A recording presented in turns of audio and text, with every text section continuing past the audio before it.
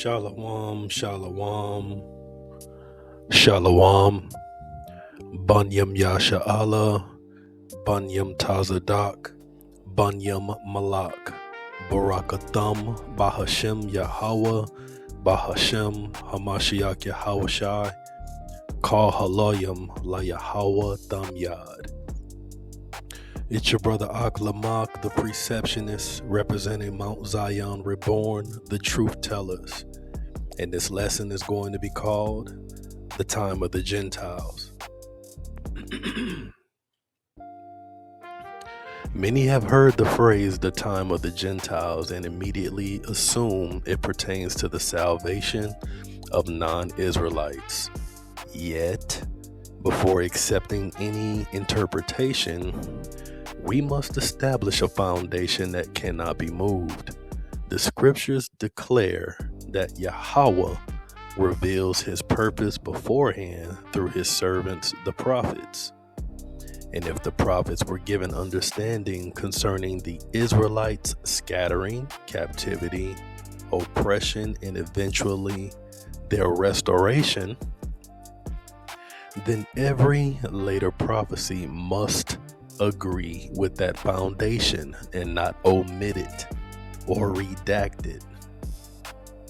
So the question is not, what does mainstream Christianity think? Or what does mainstream theology say about the time of the Gentiles? The question will always be, what did Yahweh already reveal through Moses and the prophets concerning the Israelites' captivities? What was already revealed about the nations that would rule over them? What was revealed about the appointed time when that dominion would come to an end? You don't hear about these things in the Christian church because their theology revolves around taking these predetermined covenants and applying it unto themselves due to belief in Jesus, ignoring Yahweh and the prophets. But from Moses forward, the Most High God warned that the Israelites would be scattered among the heathen for disobedience. The prophets expanded upon that warning, revealing successive captivities, dispersion amongst the nations, and a future regathering of the whole house of Israel. Prophet Daniel then revealed a succession of Gentile kingdoms that would exercise dominion until the kingdom of Yahweh was established. When Yahawashi later spoke of Jerusalem being trodden down by the nations until their times were fulfilled, he was not introducing a new doctrine.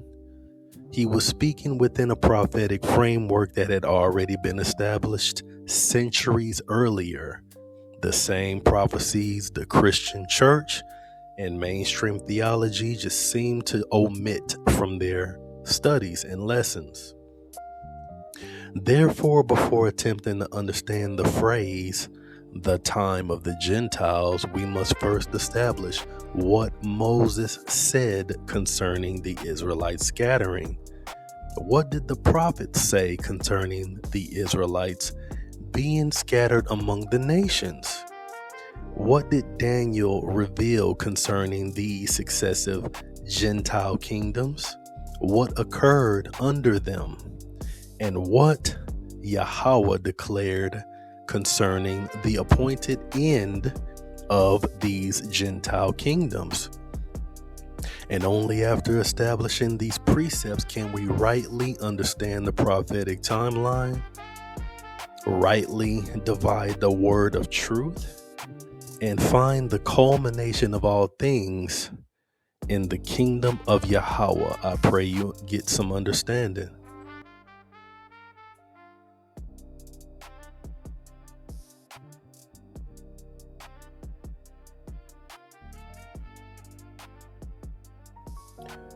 The Mosaic foundation Long before Assyria, Babylon, Persia, Greece, or Rome entered the picture, Yahweh had already established the covenant consequences for disobedience through Moses. What follows is not the beginning of the Israelites' history. It is the beginning of the prophetic framework that governs everything else in this lesson. And if Moses laid the foundation, then every prophet, every captivity, and every future promise must stand upon that same foundation. This is the book of Deuteronomy chapter 4 verse 27, and it reads, "And Yahweh shall scatter you among the nations, and ye shall be left few in number among the heathen, whither Yahweh shall lead you." So before Assyria ever rose, before Babylon ever marched, and even Greece before they ever imposed its culture, before Rome ever ruled the land, Moses, millennia prior, had already declared the covenant mechanism that would govern the Israelites' entire prophetic history. The scattering was not a surprise. It was not a later development. It was the first and foundational judgment spoken by the prophet through whom Yahweh established the covenant. Moses does not speak of the Israelites becoming another people. He speaks of the Israelites being scattered among other peoples. And that distinction is absolute and unchangeable, settled at the throne of Yahweh. The covenant people remain the covenant people even when dwelling among the nations. And this precept establishes the legal framework for everything that follows. The Israelites' presence among the nations is not evidence of Gentile inclusion. It is evidence of covenant judgment. The nations do not replace the Israelites. Even with belief in Jesus, you don't become spiritual Israel. The nations become the environment in which the Israelites' punishment unfolds. Moses set the stage. Israelites will be scattered. Israelites will be diminished. Israelites will be surrounded by the heathen, and the Israelites will remain Israelites throughout the entire process through the bloodline of their father. This is the book of Deuteronomy chapter 28 verse 64, and it reads, "And Yahweh shall scatter thee among all people, from the one end of the earth even until the other. And there thou shalt serve other gods, which neither thou nor thy fathers have known, even wood and stone." So here Moses expands the scope. The scattering is not regional, it's global, among all people. The Israelites' dispersion is not confined to just Assyria or Babylon or Persia, Greece, or Rome. It reaches all people, from one end of the earth even unto the other. And this is the covenant foundation for the worldwide dispersion, later seen in Acts 2, where devout men out of every nation under heaven appear in Jerusalem. Moses foretold that the Israelites would be found everywhere, because the Israelites would be scattered everywhere, not migrate on their own accord. And this precept absolutely destroys the notion that the prophets introduced new ideas about dispersion. They did not. They merely described the unfolding of what Moses had already decreed. Every captivity, every exile, every scattering is an extension of this original covenant sentence. This is the book of Deuteronomy, chapter 30, verses 1 through 4, and it reads, "And it shall come to pass when all these things are come upon thee, the blessing and the curse which I have set before thee, and thou shalt call them to mind among all the nations whither the Lord thy God has driven thee, and shall return unto Yahweh thy God, and shall obey his voice according to all that I command thee this day, thou and thy children with all thine heart and with all thy soul, that then Yahweh thy God will turn thy captivity and have compassion upon thee, and will return and gather thee from all the nations whither the Lord thy God has scattered thee. And if any of thine be driven out unto the outmost parts of heaven, even from thence will the Lord thy God gather thee, and from thence will he fetch thee." Now Moses reveals the second half of the covenant mechanism, which is restoration.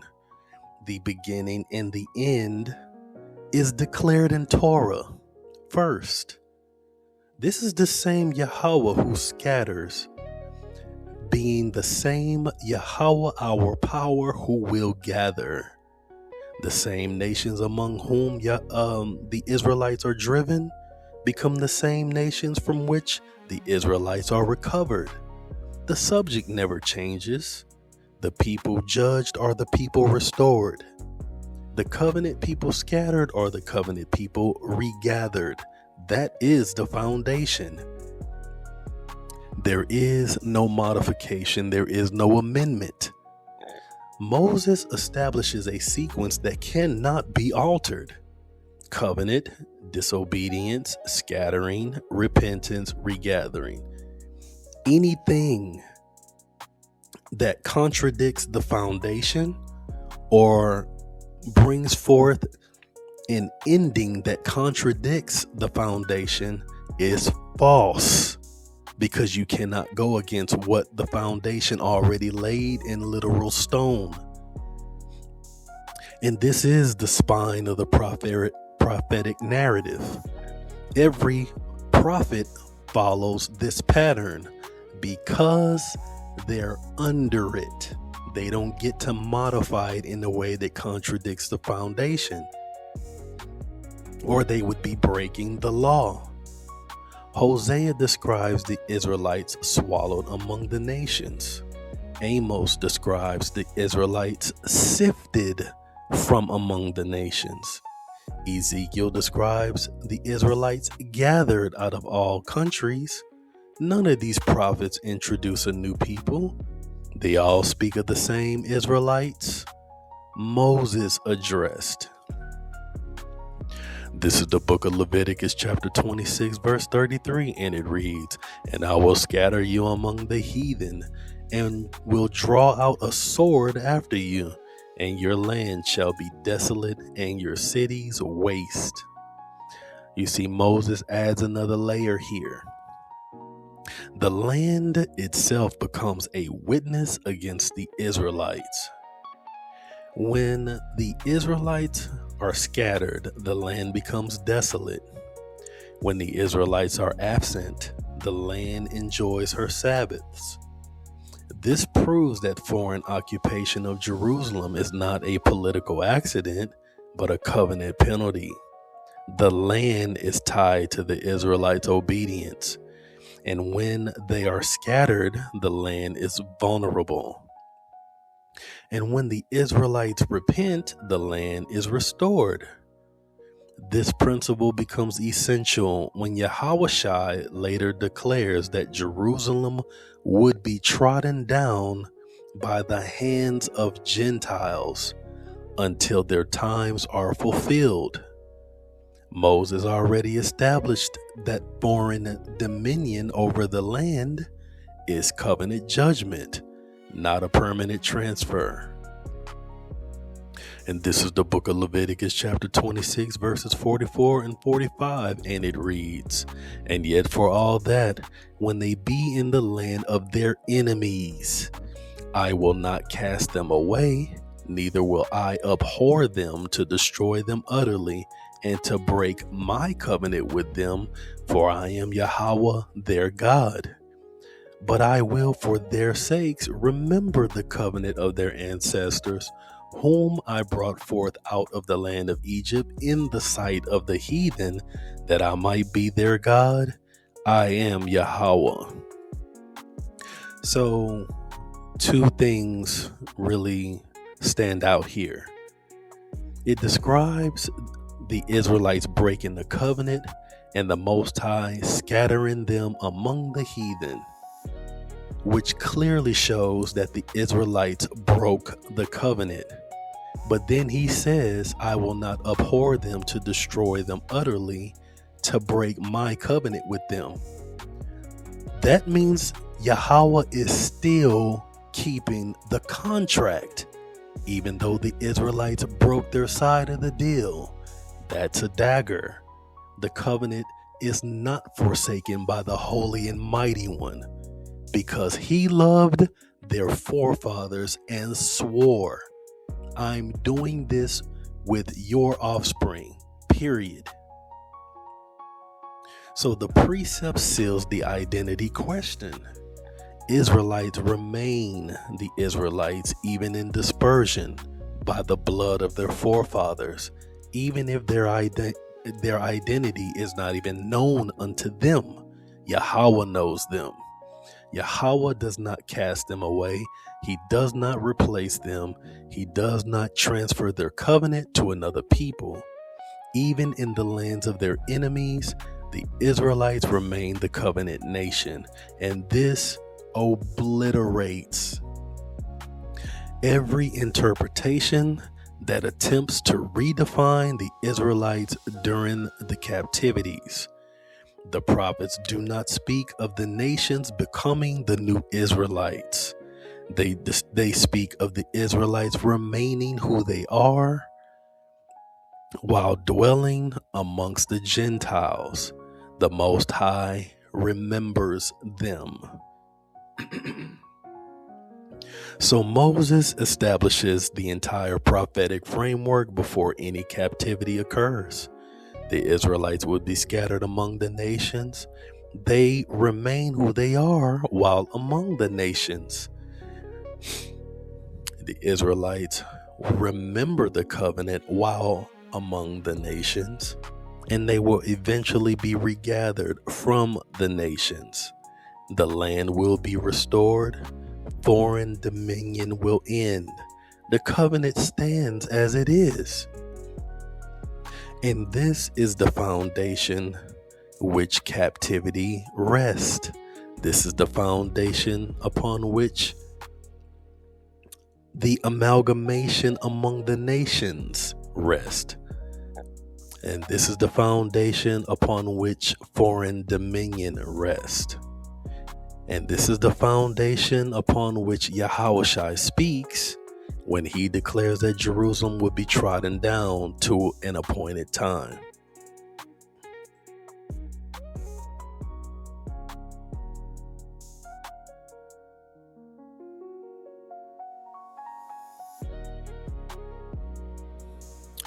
The time of the Gentiles. We begin with the Assyrian captivity.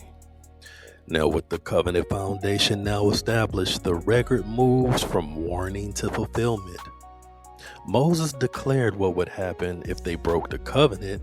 Now history shows Yahweh carrying out exactly what he said he would do. The Assyrian captivity was not merely the fall of a kingdom. It was the first major execution of the covenant judgment. From this point forward, the question is no longer whether the Israelites would be scattered, but what Yahweh declared would become of his people after they were scattered among the nations. This is the book of 2 Kings, chapter 17, verse 6, and it reads, And in the 9th year of Hoshea, the king of Assyria took Samaria and carried Israel away into Assyria and placed them in Halah and in Habor by the river Gozan and in the cities of the Medes. So the first thing that must be established is that the captivity of the northern kingdom is not a theory, allegory, or a spiritual concept. This is a literal historical judgment executed by Yahweh exactly as Moses foretold. Now notice carefully who's being carried away. The text does not say Judah. The text does not say the nations. It says Israel. This distinction is vital because many readers approach later prophetic passages as though all references to Israel automatically mean Judah alone or the Jews. However, the northern kingdom had already been removed long before the Babylonian captivity of Judah. Therefore, from this point forward, every prophecy concerning the restoration of Israel demands a question. What became of the house of Israel after Assyria carried them away? That question becomes even more important when we examine how the prophets described their condition among the heathen. This is the book of Hosea chapter 7 verse 8, and it reads, Ephraim, he had mixed himself among the people. Ephraim is a cake not turned. Check out that language. Prophet Hosea does not merely describe Ephraim as living among other nations. He describes Ephraim as being mixed among the people. This is far more significant than geographic relocation. A people can reside amongst strangers and still maintain their distinction. Hosea is describing something deeper. The northern kingdom had been intertwined with the nations around them, blurring the distinction Yahweh had already established between his people and the surrounding peoples. This should immediately cause us to reconsider simplistic ideas about captivity. The prophetic concern is not merely where the Israelites went. The concern is what happened to the Israelites once gathered among the nations.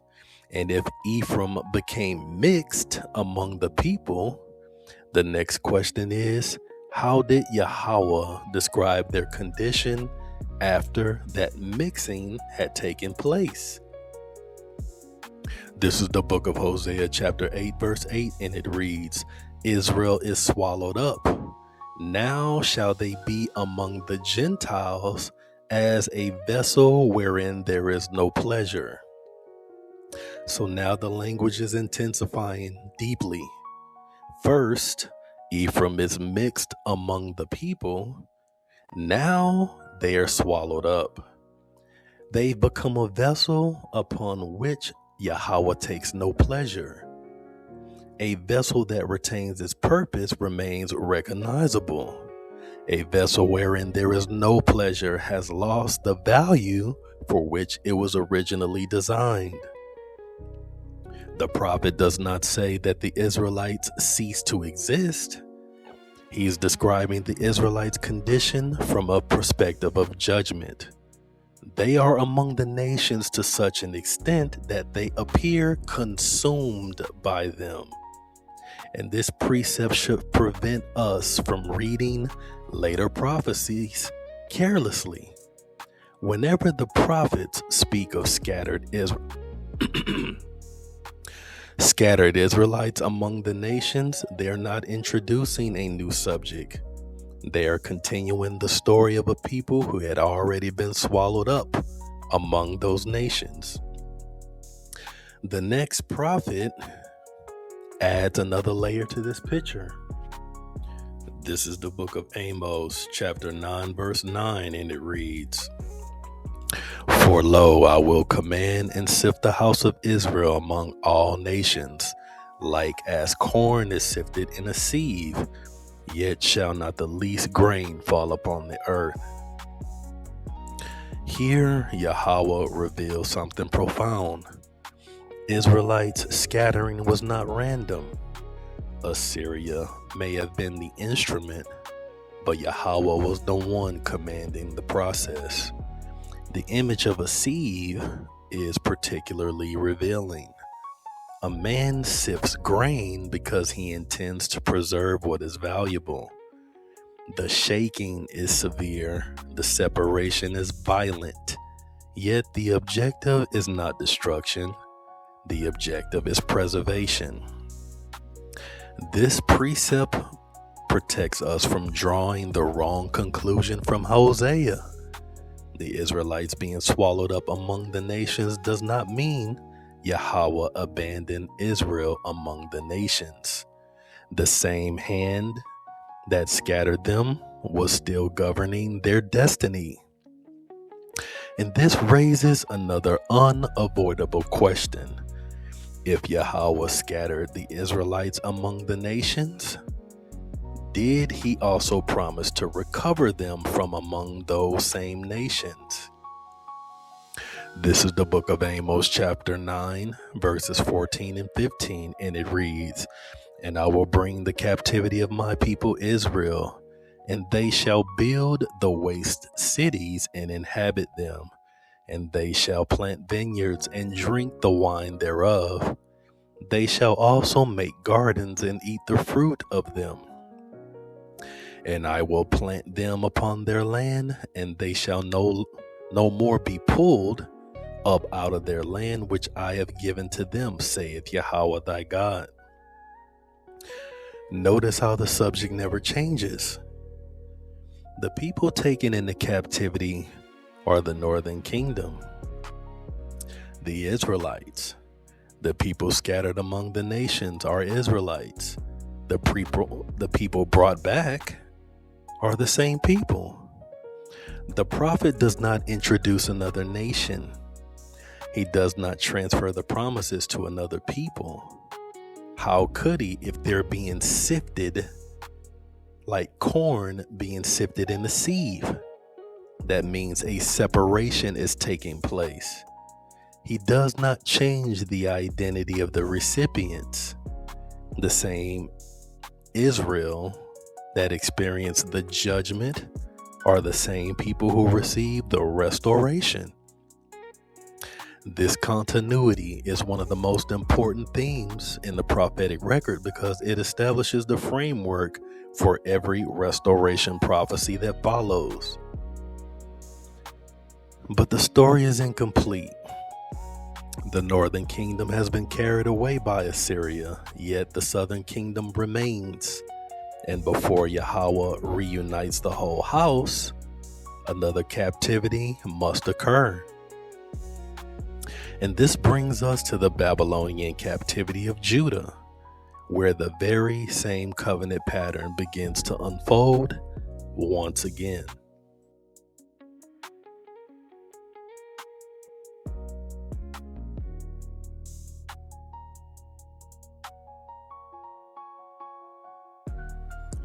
The time of the Gentiles.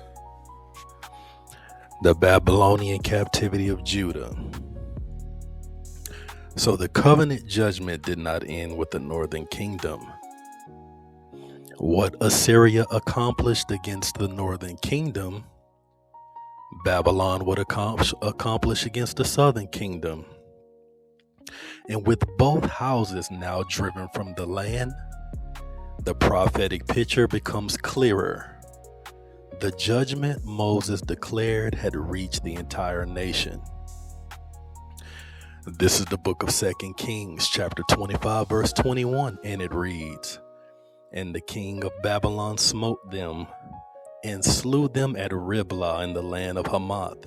So Judah was carried away out of their land." What Assyria was to the house of Israel, Babylon became to the house of Judah. Notice the pattern. Yahweh is not creating a new judgment. He is continuing the very covenant sanctions already established through Moses. The northern kingdom had already gone into captivity. Now the southern kingdom follows the same path. And this is important because it destroys the notion that only Israel experienced dispersion while Judah remained untouched. By the time the prophets finish speaking, both houses have experienced judgment. Yet, an even more important observation begins to emerge. Northern kingdom went into Assyria, Judah went into Babylon. The two houses are now separated from one another and separated from the land. If Yahweh intends to restore the whole house of Israel, then any future restoration must address both captivities and not merely one. So this raises the question, was Babylon the end of Judah's punishment? Or did Yahweh have a larger purpose in view? This is the book of Jeremiah, chapter 25, verse 11, and it reads, "And this whole land shall be desolation and an astonishment, and these nations shall serve the king of Babylon 70 years. Unlike many judgments in scripture, Yahweh places a measure upon this captivity. The judgment is severe, but it is not without limits. And this reveals an important principle that will echo throughout the lesson. Yahweh appoints the beginning of captivity, and he also appoints its end. The nations are never sovereign over the Israelites' destiny. Assyria was not, and neither was Babylon. Their authority existed only for a period Yahweh allowed. And this principle becomes crucial later when we examine Greece, Rome, and ultimately the times of the Gentiles. The nations rule for a season, but their rule is never independent of the decree of the Most High. And once the appointed period is fulfilled, Yahweh does exactly what he promises. This is the book of Jeremiah, chapter 29, verse 14, and it reads, "And I will be found of you, saith Yahweh, and I will turn away your captivity, and I will gather you from all the nations and from all the places whither I have driven you, saith Yahweh, and I will bring you again into the place whence I caused you to be carried away captive." So many focus on Babylon and overlook the language Yahweh uses concerning restoration. Notice that the promise reaches beyond Babylon itself. Yahweh does not merely speak of one location. He speaks of gathering from all the nations and from all the places where he had driven them. And this should immediately alert the careful reader that the prophetic horizon extends beyond a mere 70-year captivity. Babylon explains part of the story. It does not explain all of it. The language begins expanding towards a much broader dispersion and a much broader restoration. The seed of a larger prophecy has already been planted. And yet, even after Judah returned from Babylon, major prophetic expectations remain unfulfilled. This is the book of Ezekiel, chapter 37, verses 21 and 22, and it reads, "And say unto them, Thus saith Yahweh God, Behold, I will take the children of Israel from among the heathen, whither they be gone, and will gather them on every side, and bring them into their own land. And I will make them one nation in the land upon the mountain of Israel, and one king shall be king to them all. And they shall no more be two nations, neither shall they be divided into two kingdoms any more at all." So this prophecy forces us to slow down and measure what actually happened after Babylon. Did the return from Babylon reunite Judah and Ephraim? No, it didn't. Did the return from Babylon gather the children of Israel from among the heathen? No, definitely not completely. Did the return from Babylon produce one nation under one king forever? Absolutely not. And this is significant because it demonstrates that not every restoration prophecy was exalted by the return under Zerubbabel, Ezra, and Nehemiah. The prophets were looking beyond Babylon. A greater gathering remained, a greater reunification, a greater restoration.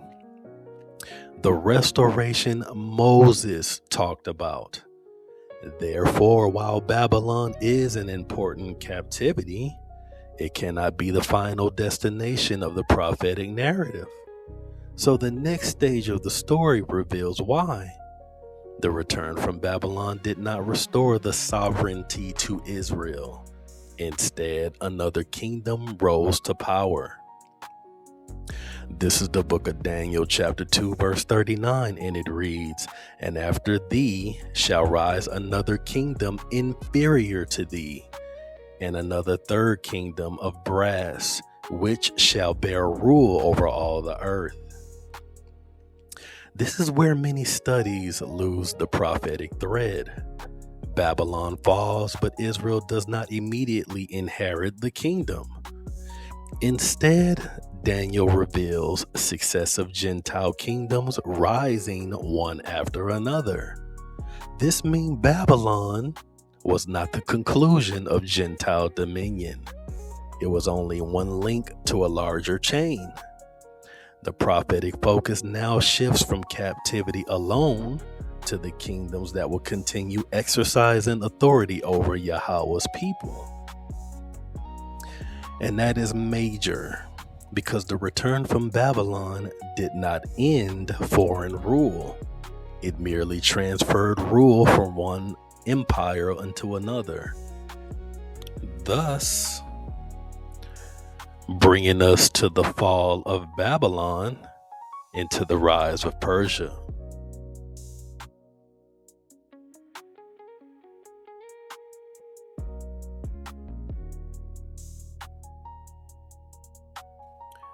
The time of the Gentiles, the Persian dominion over Judah. Now, the return from Babylon is often viewed as the end of the Israelites' judgment, yet the scriptures present a different picture. And although Yahweh stirred Cyrus to permit the rebuilding of Jerusalem and the temple, the restoration of sovereignty had not yet come. The people had returned to the land, but they remained under the authority of a foreign empire. And this is major because it demonstrates that returning home was not the same as the end of Gentile dominion. This is the book of Ezra chapter 1 verses 1 through 3, and it reads, "Now in the first year of Cyrus king of Persia, that the word of Yahweh by the mouth of Jeremiah might be fulfilled, Yahweh stirred up the spirit of Cyrus king of Persia, that he made a proclamation throughout all his kingdom, and put it also in writing, saying, Thus saith Cyrus king of Persia, Yahweh of heaven had given me all the kingdoms of the earth, and he charged me to build him an house in Jerusalem, which is in Judah. Who is there among you of all his people? His God be with him, and let him go up to Jerusalem, which is in Judah, and build the house of Yahweh, God of Israel. He is the God which is in Jerusalem." Many assume that Persia represents an end of foreign dominion because Cyrus, a heathen, was permitted to return the Israelites, the southern kingdom, to the land. Yet the text itself reveals the true condition of the people. Cyrus does not speak as a servant of Israel. He speaks as a ruler over Israel. He declares Yahweh has given him all the kingdoms of the earth. This includes Judah as well. The return under Cyrus was not the restoration of sovereignty if they're being ruled by a foreign empire. It was the continuation of Gentile dominion under a different empire. Persia did not restore the throne of David. Persia did not reunite Judah and Ephraim. Persia did not gather the Israelites from all nations. Persia did not fulfill Ezekiel 37. Persia did not end the covenant judgment Moses declared. Persia merely was allowed to take a remnant and return them to the land while maintaining imperial authority over that land. The Babylonian captivity had ended, but Judah remained under dominion of heathens. The empire had changed, yet the condition of subjection remained.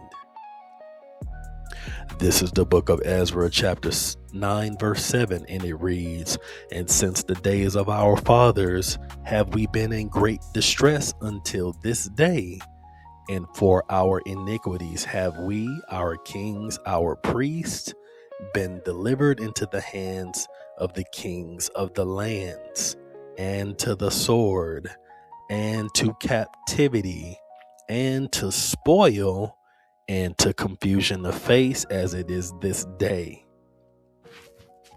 Prophet Ezra speaks with covenant clarity. Even after returning to Jerusalem, Judah confesses that they remain delivered into the hands of the kings of the lands. The return did not end captivity, it continued it, just under Persian rule. The people are in the land, but they are not free. They are present, but they are not sovereign. They are rebuilding, but they are not restored. Ezra's confession destroys the notion that Persia represents a prophetic fulfillment. It reveals that Persia is another stage of the same covenant judgment Moses declared. This is the book of Nehemiah, chapter 9, verse 36 and 37. And I'm going to give it to you in the NLT, and it reads, "So now today we are slaves in the land of plenty that you gave our ancestors for their enjoyment. We are slaves here in this good land. The lush produce of this land piles up in the hands of kings whom you have set over us because of our sins. They have power over us and our livestock. We serve them at their pleasure, and we are in great misery." Nehemiah's words are even more explicit. Judah is living in the land Yahweh gave their fathers, yet they declare we are slaves in it. The land is producing increase, but the increase flows to foreign kings. This is the very condition Moses warned of in Deuteronomy 28:33. "A nation which thou knowest not shall eat the fruit of thy land." Persia is not the end of judgment. Persia is the continuation of it. Judah is home, but they're not free. The covenant penalty remains. This precept is essential because it proves that the return from Babylon did not fulfill the restoration prophecies. This was not an everlasting salvation.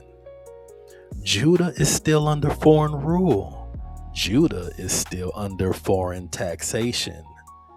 They're still under foreign authority.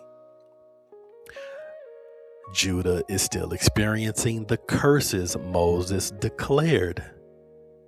So Persia did not end Gentile dominion, they preserved it. This is the book of Daniel chapter 10 verses 13 and 20, and it reads, "But the prince of the kingdom of Persia withstood me 21 days. But lo, Michael, one of the chief princes, came to help me, and I remained there with the kings of Persia." Dropping down to 20. "Then he said, Knowest thou wherefore I come unto thee? And now will I return to fight with the prince of Persia. And when I am gone forth, lo, the prince of Grecia shall come." So Daniel reveals the unseen dimension of the Persian rule. Persia is not merely an earthly empire.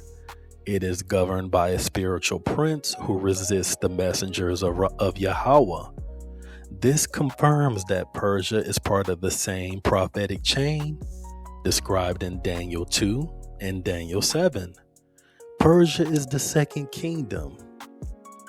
Persia is the continuation of Gentile dominion and the empire through which Yahweh continues covenant judgment, the same Moses declared. Daniel's visions occurred during the Persian rule, not after it. So this means the prophetic timeline is still unfolding. The restoration has not occurred, neither the reunification. The end of Gentile dominion has not been fulfilled. Persia stands between Babylon and Greece as another link in the chain of Gentile kingdoms that would rise and fall until the kingdom of Yahweh is established. So the transition from Persia goes into Greece. Persia allowed rebuilding, but the people weren't sovereign. Persia preserved the people, but did not reunite the two nations. They continued the covenant judgment, preparing the stage for the next empire in Daniel's prophetic sequence. And when Persia fell, the kingdom that rose to power would not merely rule Judah, it would seek to transform Judah itself. And this brings us to Greece and the Hellenization of the people.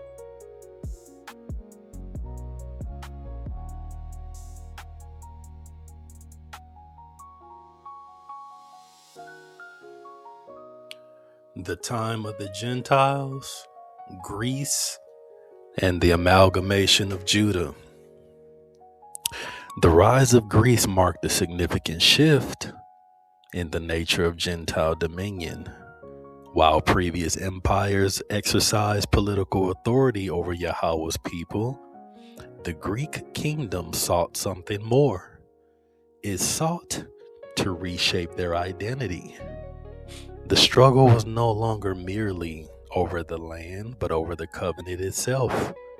And as we enter this section, we will see how foreign rule expanded beyond governance into culture, language, and a way of life, fulfilling the prophetic pattern of the Israelites becoming mixed among the nations.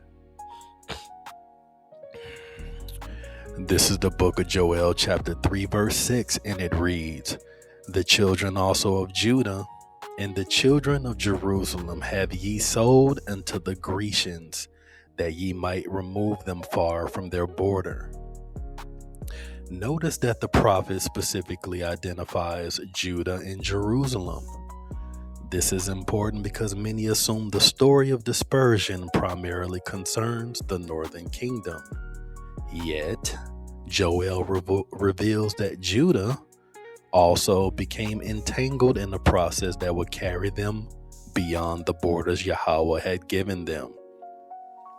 Even more significant is the destination. The Grecians are specifically mentioned. The prophecy places Judah in direct contact with the Greek world long before Rome dominates the land. And this should challenge the assumption that Greek influence begins with the New Testament. The prophetic record already points us in that direction centuries beforehand. The question then becomes, what happens to Judah when they came under Greek influence?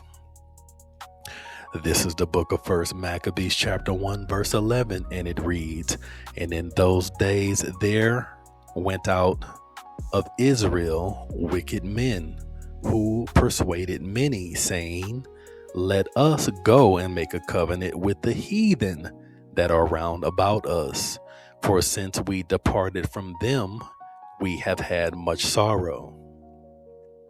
Now this is where corruption begins.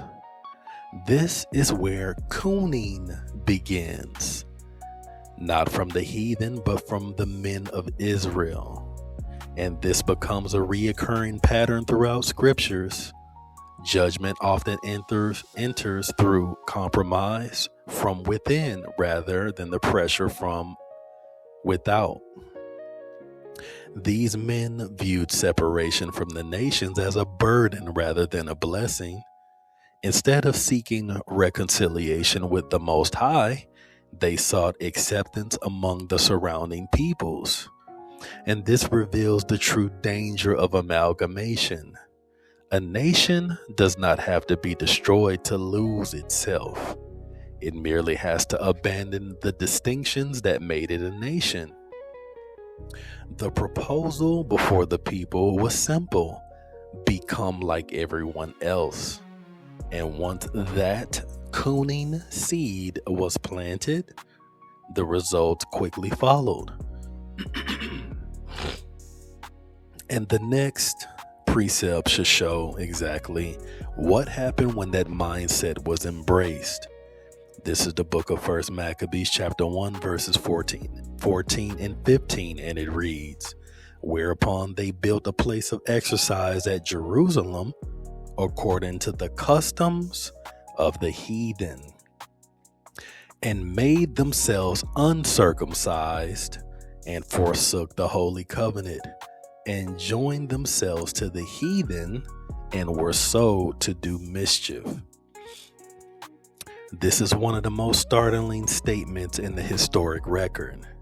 The issue is not merely that Greeks entered Jerusalem.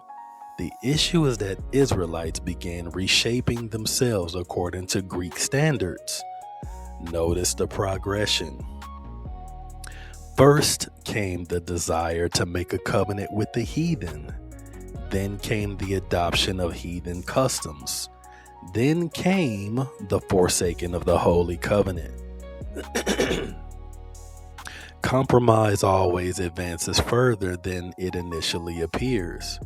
The gymnasium represented more than architecture. It symbolized a new identity, a new culture, and ultimately a new allegiance. What Hosea described prophetically now appears historically.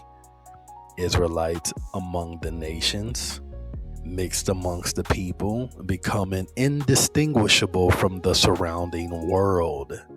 Yet the process was not limited to individual acts of compromise. Eventually, the kingdom itself would seek to enforce uniformity. And the next precept reveals the policy behind the Hellenization of the people.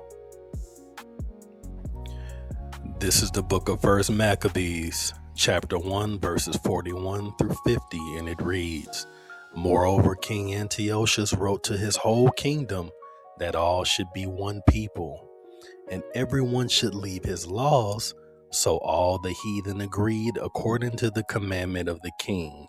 Many also of the Israelites consented to his religion, and sacrificed unto idols, and profaned the Sabbath. For the king has sent letters by messengers unto Jerusalem and the cities of Judah, that they should follow the strange laws of the land, and forbid burnt offerings and sacrifice and drink offerings in the temple, and that they shall profane the Sabbaths and the festival days, and pollute the sanctuary and the holy people. They should set up altars and groves and chapels of idols, and sacrifice swine's flesh and unclean beasts, that they should also leave their children uncircumcised and make their souls abominable with all manner of uncleanness and profanation, to the end that they might forget the law and change all the ordinances. And whosoever would not do according to the commandment of the king, he said he should die. So this statement strikes at the heart of the biblical nationhood. Yahweh separated the Israelite from the nations through his laws, statutes, judgments, and covenant, but King Antiochus proposes the exact opposite. Yahweh created distinction. Antiochus demanded uniformity. Yahweh separated the Israelites from the nations through covenant. Antiochus sought to erase those distinctions through imperial policy. The conflict was therefore not merely political, it was covenantal.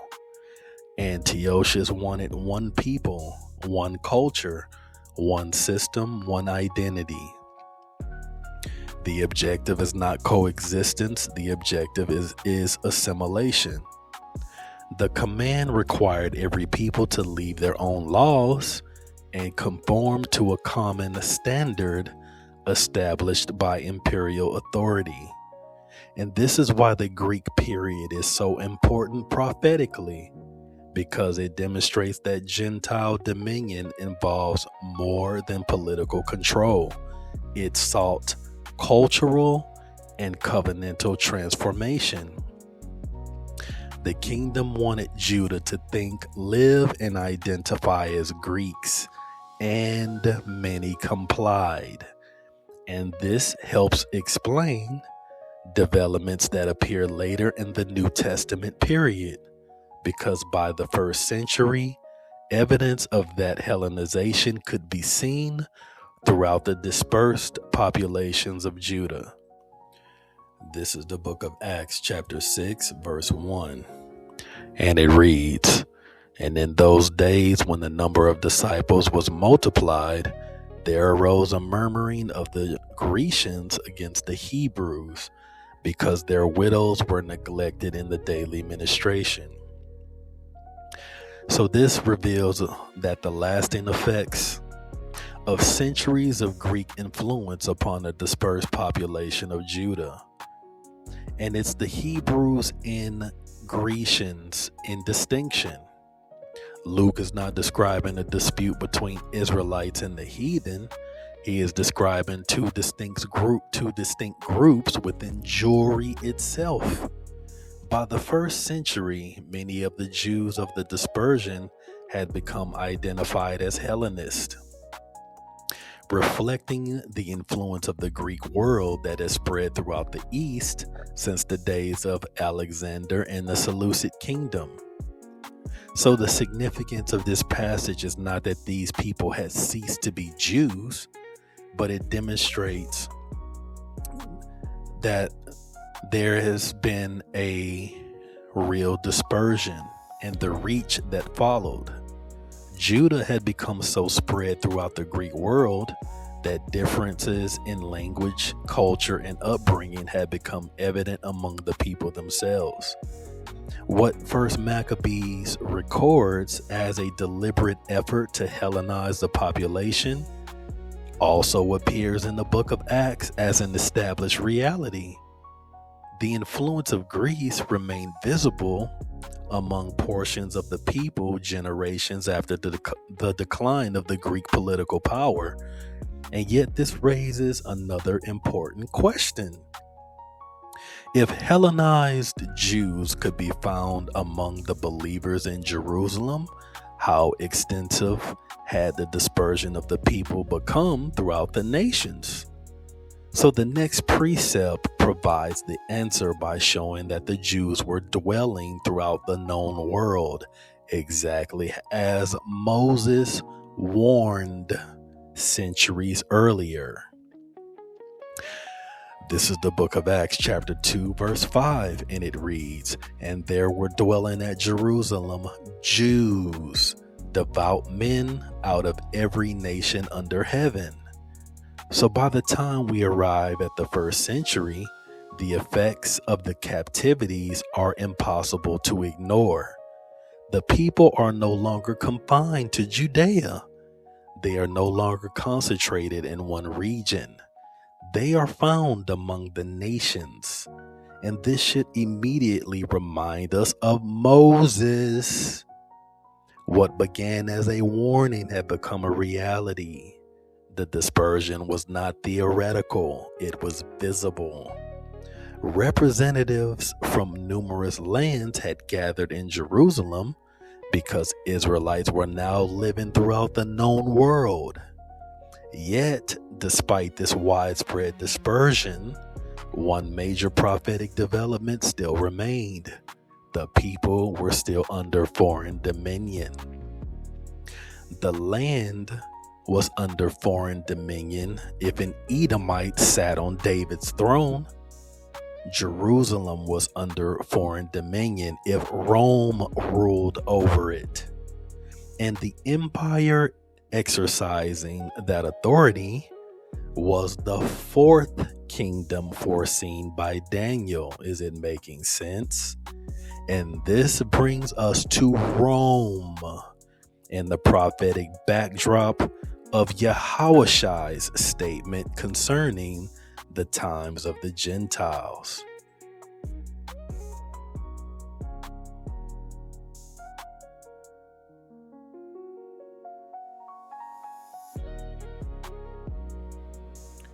Rome and the time of the Gentiles. The previous empires brought Israel into captivity, scattered the people, and preserved foreign dominion over the land. By the time we arrive at Rome, that prophetic pattern had not ended. It had reached the very period in which Yahawashi, who the world refers to as Jesus the Christ, the period in which he began to walk the earth. It is within this historical and prophetic setting that he spoke of Jerusalem being trodden down until the times of the Gentiles be fulfilled. To understand those words correctly, we must first understand the condition of the nation under Roman rule and how it fits within the prophetic timeline already established by Moses, the prophets, including Daniel. This is the book of Luke, chapter 2, verse 1, and it reads, "And it came to pass in those days that there went out a decree from Caesar Augustus that all the world should be taxed." The first thing we must establish is who was ruling when Yahawashi entered the world. The decree does not come from a king of the Israelites. It does not come from a son of David or Judah. It comes from Caesar. Rome was not merely influencing Judea from afar. Rome possessed authority to issue commands affecting the people throughout its dominion. And this is important because it demonstrates that although some of Judah had returned to the land after Babylon, sovereignty had not returned to the land. The people were in the land, the kingdom was not. The promises concerning restoration of David's throne remained pending. And as we continue, the extent of the Roman authority becomes even more apparent. This is the book of Luke, chapter 3, verse 1, and it reads, "Now in the 15th year of the reign of Tiberius Caesar, Pontius Pilate being governor of Judea, and Herod being tetrarch of Galilee, and his brother Philip, tetrarch of Iturea, in the regions of Trachonitis, and Lysanias, the tetrarch of Abilene." So this verse places the ministry of John the Baptist within the very specific political reality. Caesar reigns. Pilate governs Judea. The land belongs to Israel by covenant, yet it is administered by a foreign power. Heathens rule. And this is precisely the condition the prophets described when speaking of nations exercising dominion over Yahweh's people. It's amazing what is uncovered when you do not ignore the prophets or try to silence Yahweh. So notice once again that foreign rule did not end with Babylon. It continued through Persia, it continued through Greece, and now Rome rules. The kingdoms change, but the Israelites remain subjugated. And the next precept shows that Rome's authority was not felt merely through administration, but through economic control as well. This is the book of Matthew chapter 22 verses 17 through 21, and it reads, "Tell us therefore, what thinkest thou? Is it lawful to get tribute unto Caesar or not?"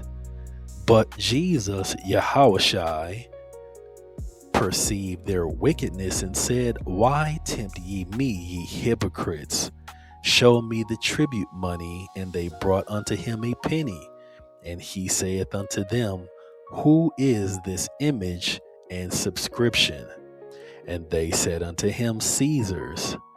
Then saith he unto them, "Render therefore unto Caesar the things which are Caesar's, and unto God the things that are God's."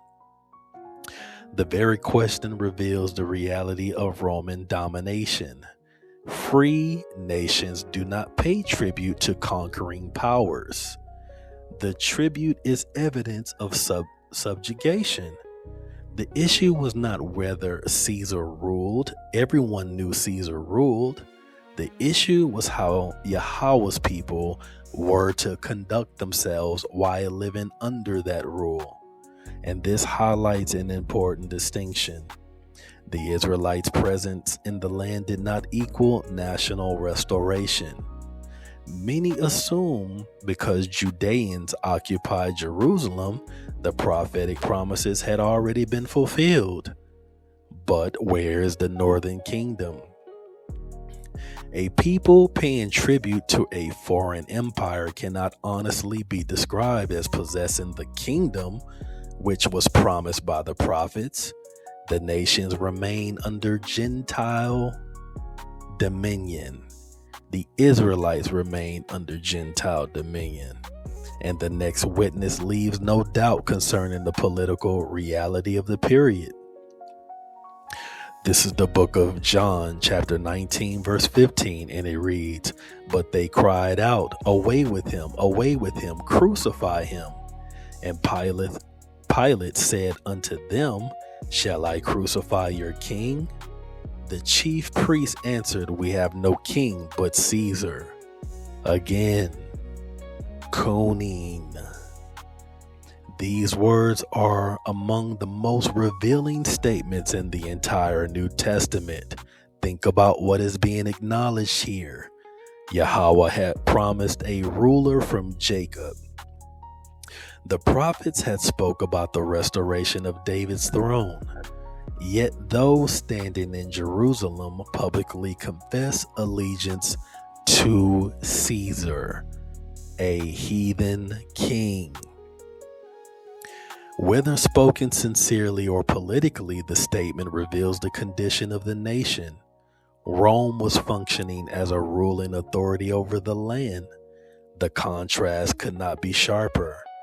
The prophets anticipated a kingdom ruled by an appointed king of Israel. So the reality before them was a province ruled by Caesar. And this tension lies at the heart of the prophetic narrative. The kingdom promised by Yahweh had not replaced the kingdoms of men. So the next precept demonstrates where the ultimate judicial authority resided. This is the book of Acts chapter 25 verse 11, and it reads, "For if I be an offender or have committed anything worthy of death, I refuse not to die.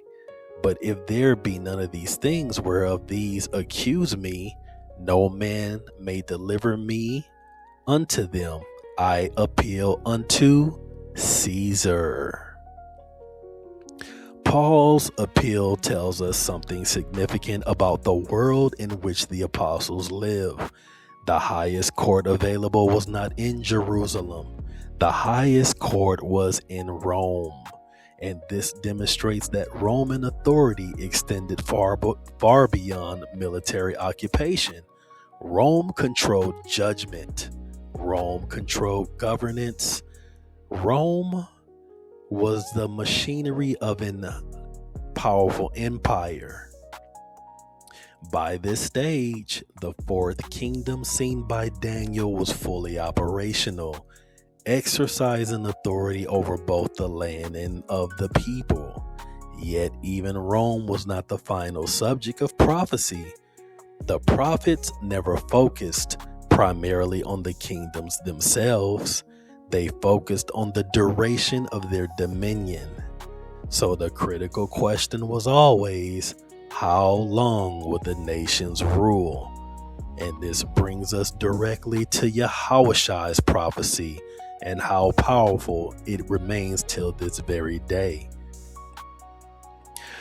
This is the book of Luke chapter 21 verses 20 through 24, and it reads, "And when ye shall see Jerusalem compassed with armies, then know that the desolation thereof is nigh. Then let them which are in Judea flee to the mountains, and let them which are in the midst of it depart out. And let not them that are in the countries enter therein too. For these be the days of vengeance, that all things which were written may be fulfilled.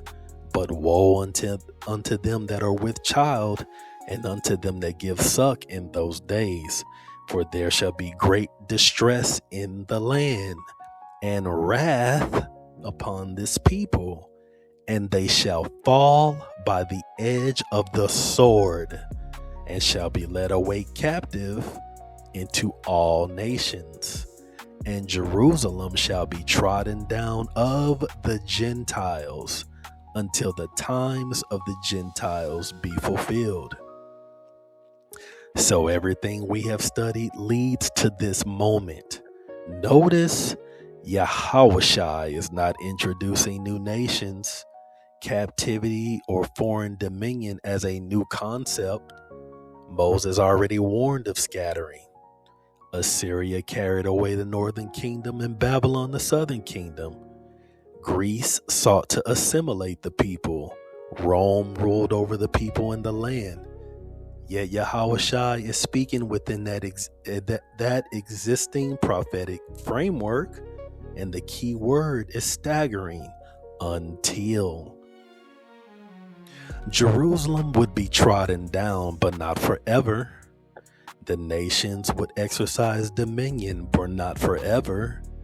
And a pointed limit exists. That single word protects us from two errors. One error assumes Gentile dominion ended long ago. The other assumes Gentile dominion would continue indefinitely. The master teacher Yahawashi HaMashiach teaches neither. Instead, he confirms what the prophets have already revealed. Yahweh has appointed a specific period for the rule of the nations, and when that period reaches its completion, the prophetic narrative moves into the next phase. The natural question now becomes, where did the prophets reveal the end of that appointed period? And that brings us to the appointed end of the Gentile dominion foretold by Daniel.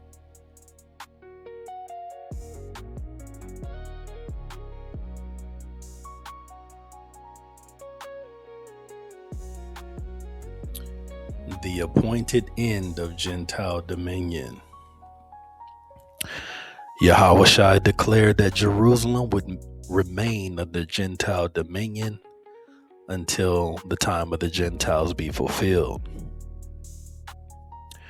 But where do the scriptures reveal the end of that appointed period?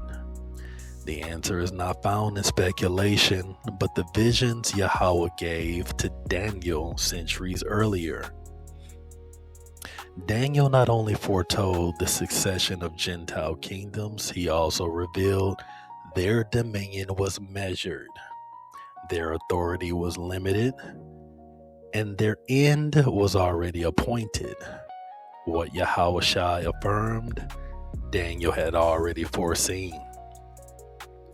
This is the book of Daniel chapter 4 verse 17, and it reads, "This matter is by the decree of the watchers, and the demand by the word of the holy ones, to the intent that the living may know that the Most High ruleth in the kingdom of men, and giveth it to whomsoever he will, and setteth up over it the basis of men."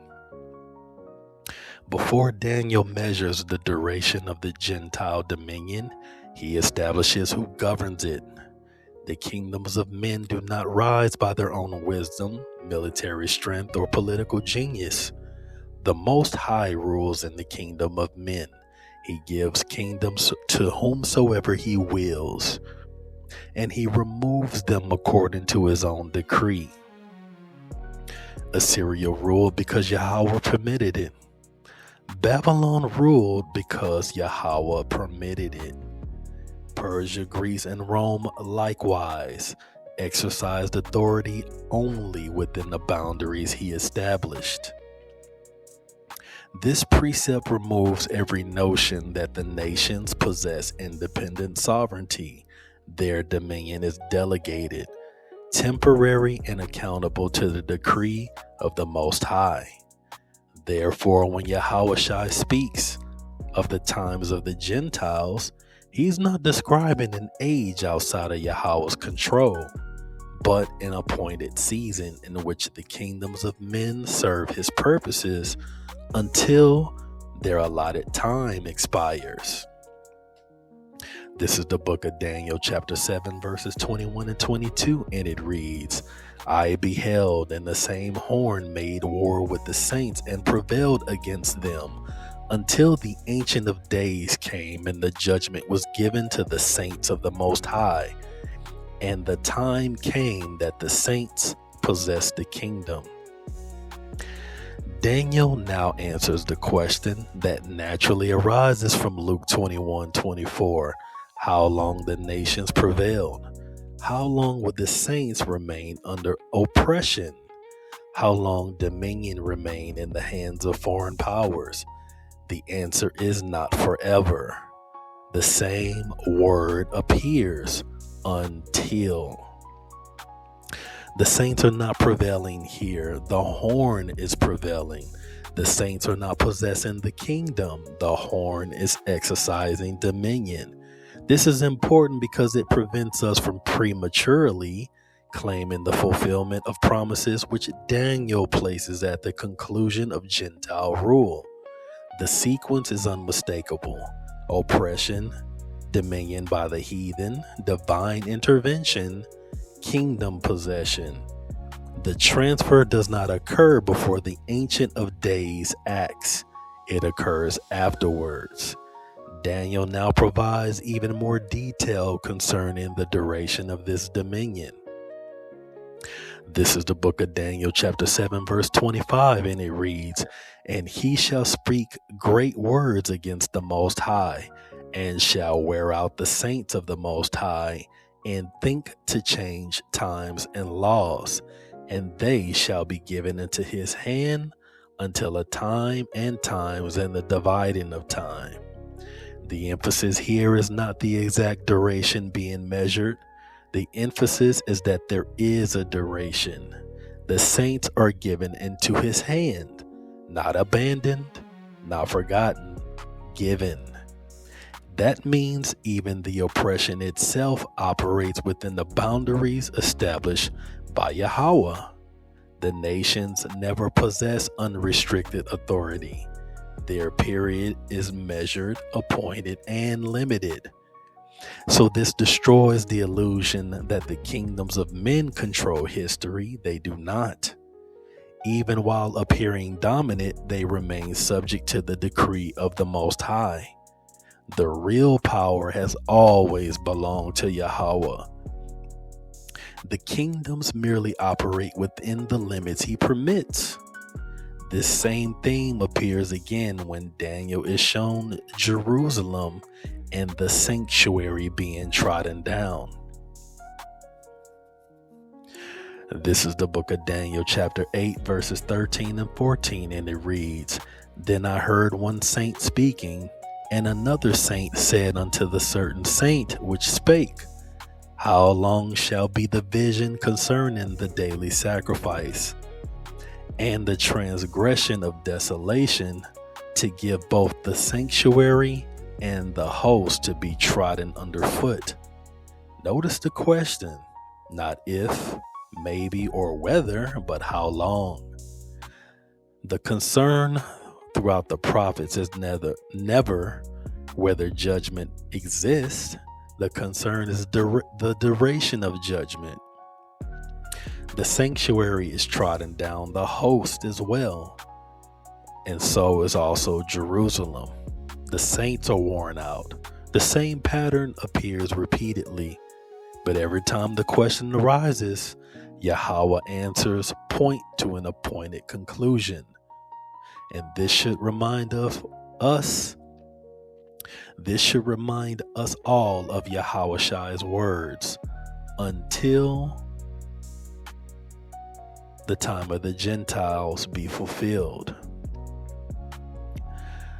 Daniel and Yahawashi are speaking virtually the same prophetic language. Both direct our attention to a measured period established by Yahweh. Daniel continues to reinforce this truth as the visions move toward the time of the end. This is the book of Daniel chapter 11 verse 35, and it reads, "And some of them of understanding shall fall, to try them and to purge and to make them white, even to the time of the end, because it is yet for in the time appointed." Prophet Daniel refuses to allow the readers to view these events as random. The affliction has a destination. The suffering has a boundary. The oppression has an expiration date, a time appointed. This phrase should fundamentally shape how we read prophecy. History is not moving according to the will of empires. History is moving according to Yahweh's appointment. The kingdoms of men rise and fall according to that appointment. Their dominion is never permanent, because the Most High governs the times and the seasons.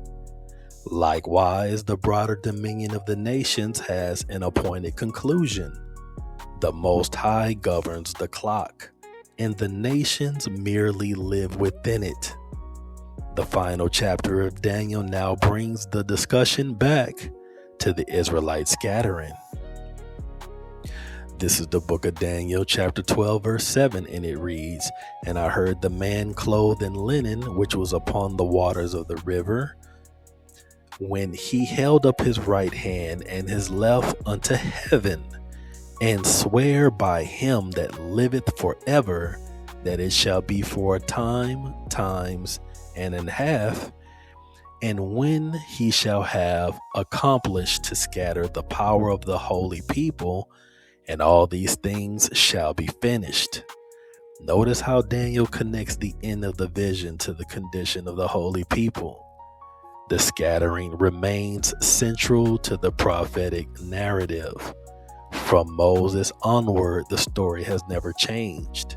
The Israelites are scattered among the nations under foreign dominion, awaiting restoration. Daniel is not introducing a new storyline. He says nothing regarding a Christian church. He is bringing Moses' storyline to the appointed conclusion. Even here, the scattering is not permanent. It is part of a process moving toward fulfillment. And once that fulfillment arrives, the focus shifts from oppression to restoration. Daniel has now carried Moses' prophecy to the edge of its fulfillment. The scattering reaches its appointed limit. Oppression reaches its appointed limit. The dominion of the nation also. The remaining event is the intervention of the king himself.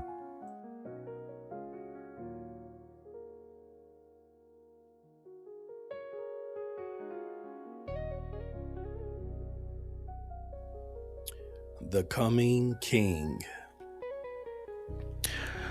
So every stage of the prophetic record has been moving towards one appointed conclusion.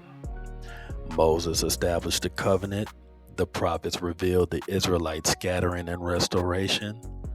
Daniel measured the duration of Gentile dominion. Yahawashi confirmed that Jerusalem would remain under foreign rule until its appointed time was accomplished. The only question that remains is what happens when that appointed time reaches its end. The scripture answers with one consistent voice: the appearing of the king, the overthrow of the kingdoms of men, and the establishment of the everlasting kingdom of Yahweh. This is the book of Matthew chapter 24 verses 29 and 30, and it reads, "Immediately after the tribulation of those days shall the sun be darkened, and the moon shall not give her light, and the stars shall fall from heaven, and the powers of the heavens shall be shaken. And then shall appear the sign of the Son of Man in heaven, and then shall all the tribes of the earth mourn, and they shall see the Son of Man coming in the clouds of heaven with power and great glory." See, the timing is unmistakable. The appearing of the Son of Man does not occur before the tribulation. It does not occur before the oppression. It does not occur before the nations have exercised their appointed dominion. It occurs afterwards. This is the same pattern Moses established, the same pattern the prophets expanded, the same pattern Daniel measured, and the same pattern Yahawashi affirmed. First comes the period of Gentile rule, then comes divine intervention. The kingdoms of men are permitted to rise, but they are not permitted to endure. Their dominion is temporary. Their authority is conditional. Their season is appointed, and the appearing of the Son of Man signals that Yahweh's answer to human rule has arrived. The empires have had their hour. The king now appears. The next vision reveals how that appearance affects the kingdoms of the earth. This is the book of Revelations, chapter 19, verses 11 through 16, and it reads, "And I saw heaven opened, and behold, a white horse, and he that sat upon him was called Faithful and True, and in righteousness he doth judge and make war. His eyes were a flame of fire, and on his head were many crowns, and he had a name written that no man knew but he himself. And he was clothed with a vesture dipped in blood, and his name was called the Word of God. And the armies which were in heaven followed him upon white horses, clothed in fine linen, white and clean. Out of his mouth goeth a sharp sword, that with it he shall smite the nations, and he shall rule them with a rod of iron. And he treaded the winepress of the fierceness and wrath of Almighty God. And he hath on his vesture and on his thigh a name written, King of Kings and Lord of Lords." The Messiah does not return seeking permission to rule. He returns as the rightful ruler. This is the direct reversal of the condition traced throughout the lesson. Assyria ruled, Babylon as well. also Persia, Greece, and Rome. These nations exercised dominion over Jerusalem and Yahweh's people. But now the king appears to bring that dominion to its appointed end. The title King of Kings is not poetic. That is as judicial as it gets. It places every earthly authority beneath him.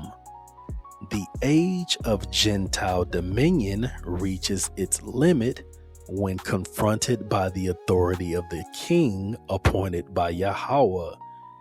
The prophets foresaw this moment long before any empire rose to power, which should also bring up the point that whoever's in rulership at the end of these days, Yahweh is not on their side. This is the book of Isaiah, chapter 11, verses 3 and 4, and it reads, "And shall make him of quick understanding in the fear of Yahweh, and he shall not judge after the sight of his eyes, neither reprove after the hearing of his ears. But with righteousness shall he judge the poor, and reprove with equity for the meek of the earth. And he shall smite the earth with the rod of his mouth, and with the breath of his lips shall he slay the wicked." Isaiah describes the nature of the kingdom that follows. Unlike the empires of men, this reign is not built upon conquest, corruption, and oppression. The king judges righteously. He governs equitably. He executes the will of Yahweh in the earth. And this is why the prophets looked beyond captivity. Restoration was never merely a return to the land. It was a return to righteous rule under Yahweh's anointed king. The overthrow of Gentile dominion is not the conclusion. It is the clearing of the stage for the government established by Yahweh. And this promise did not begin with Isaiah. Moses himself anticipated the rise of this ruler.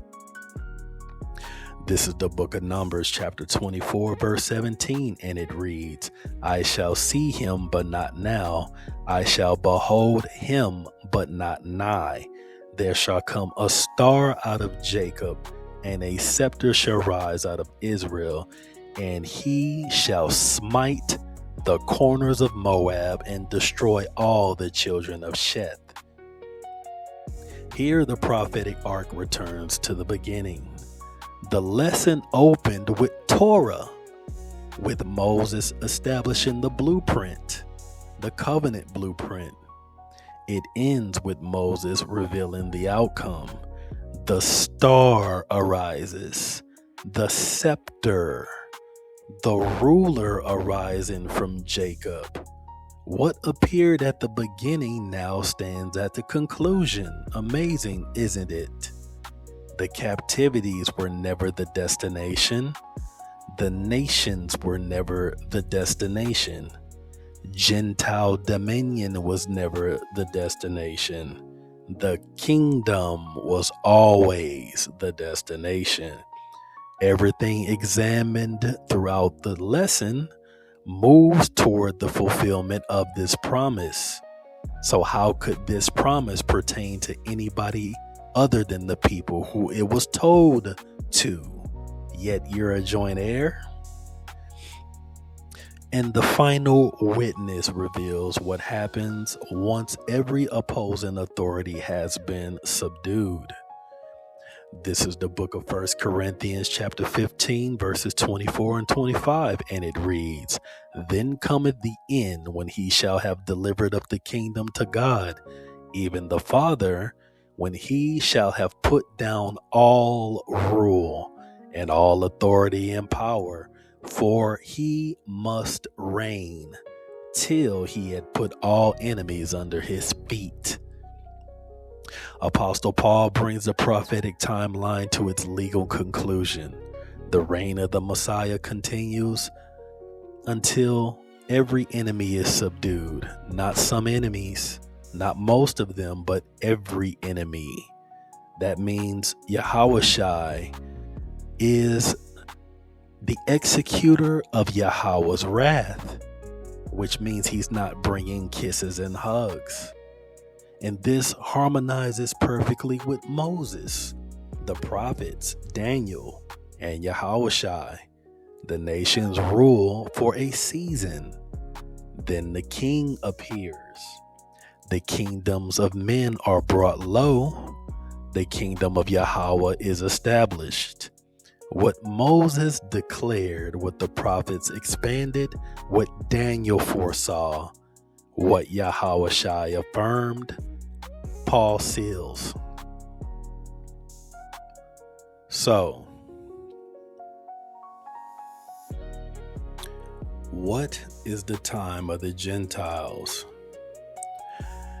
After hearing the testimony of Moses, after tracing the warnings of the prophets, and following Israel through Assyria, Babylon, Greece, and Rome, and measuring Daniel's appointed periods, and listening to Yahawashi's declaration concerning Jerusalem, after beholding the appearing of the king in the prophetic record, the meaning of the phrase, the time of the Gentiles, should stand in full view at this point. From the beginning, Yahweh warned that disobedience would result in scattering among the nations. Moses established the covenant mechanism. Israel would be driven into foreign lands.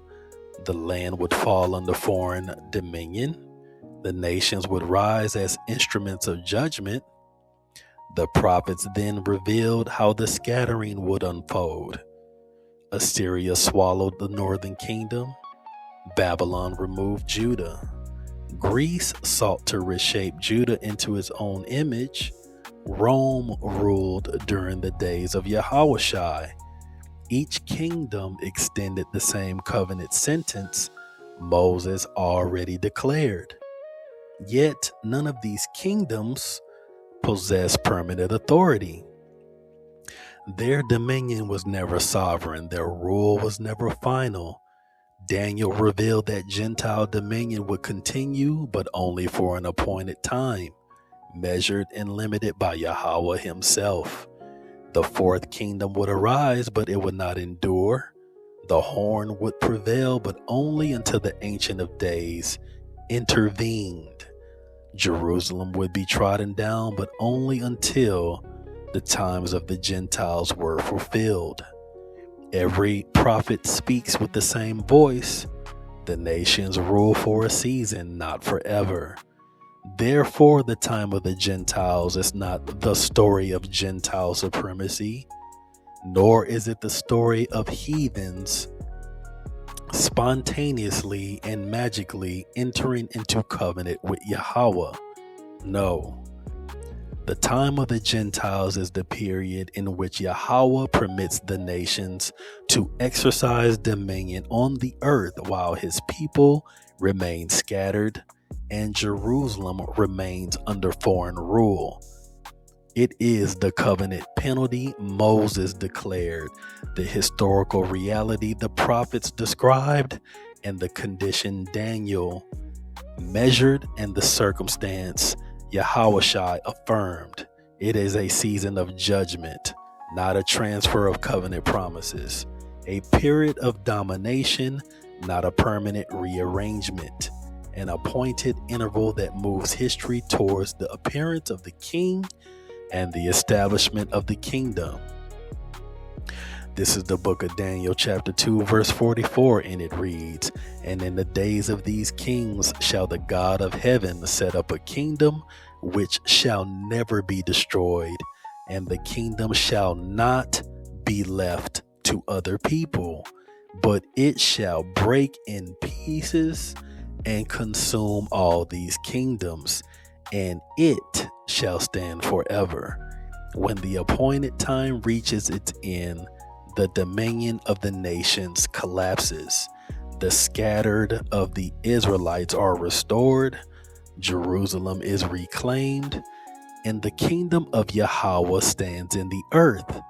What Moses declared, what the prophets expanded, And what Daniel foresaw, Yahawashi affirms. Paul seals it, and the time of the Gentile ends when the King appears. I pray you get some understanding. And in closing, it's all honor, all glory, and all praises to Yahweh, the eternal power of Abraham, Isaac, and Jacob, the righteous judge and the Holy One of Yasha-Allah.